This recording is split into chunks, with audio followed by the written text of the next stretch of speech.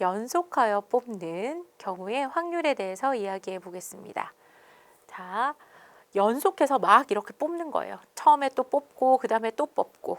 그럴 때 뽑은 공을 다시 넣는 경우가 있고 뽑은 공을 다시 넣지 않는 경우가 있거든요. 우리가 한번 생각을 해볼게요.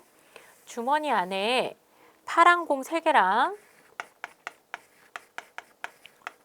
빨간 공 2개가 들어 있었는데,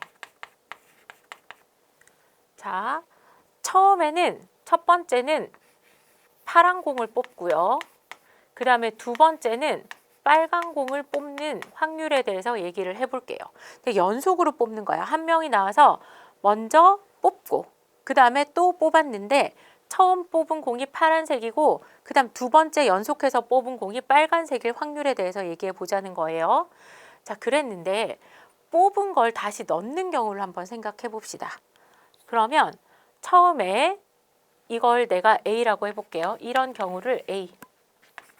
그럼 A의 확률은 어떻게 되냐면, 자, 일단 여기에서 파란색 공을 뽑는 확률 5분의 3이죠.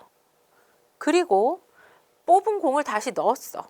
그러면 처음과 나중에 조건이 같아지죠. 두 번째 뽑아도 다시 몇 개 중에 5개 중에 그때는 빨간색 공 2개를 뽑아야 되니까 처음에는 파란색을 뽑고 나중에는 빨간색을 뽑는 확률은 25분의 6이 되겠습니다. 그런데 뽑은 것을 다시 넣지 않아요. 이거를 B 경우라고 생각해 봅시다. 그럼 B 경우에는 처음에 일어난 사건이 나중에 일어난 사건에 영향을 주죠. 내가 공을 하나 뽑아 갔어. 처음에 5가지 중에 파란색 공을 우연히 뽑았습니다. 그러면 공이 하나 줄어들었잖아요. 이건 안 넣어. 얘는 옆에다가 놨어. 뽑은 공은 이렇게 옆에다가 놨어요. 그러면 아까는 파란색 공을 뽑을 확률이 조금 더 높았는데 지금 파란색 공이 하나 없어지니까 빨간색 공을 뽑을 확률이 약간 더 높아졌죠. 자, 봅시다. 그러면 이제 4개 중에서 2개를 뽑는 거랑 똑같아지는 거예요. 그러면 이때는 어떻게 되냐면 20분의 6이 되겠죠. 내가 처음에 파란색을 뽑고 나면 빨간색 공을 뽑을 확률이 이때보다 조금 더 높아진 걸 알 수가 있어요. 이거는 처음에 일어난 사건이 나중에 일어난 사건에 영향을 주기 때문에 그렇고 처음 뽑을 때랑 나중 뽑을 때의 조건이 다르다는 걸 이해할 수가 있습니다.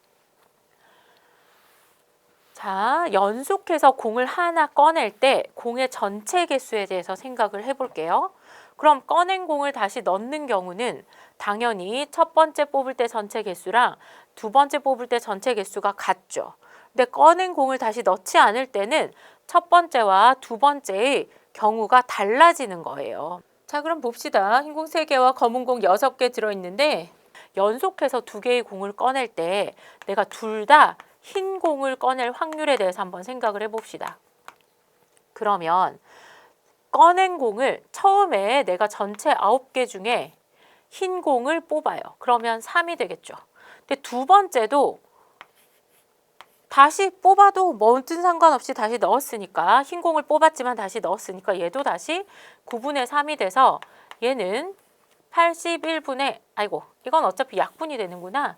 자, 이거는 3분의 1, 9분의 1이 되겠죠. 자, 그런데 꺼낸 공을 다시 넣지 않으면 어떻게 되는지 한번 봅시다.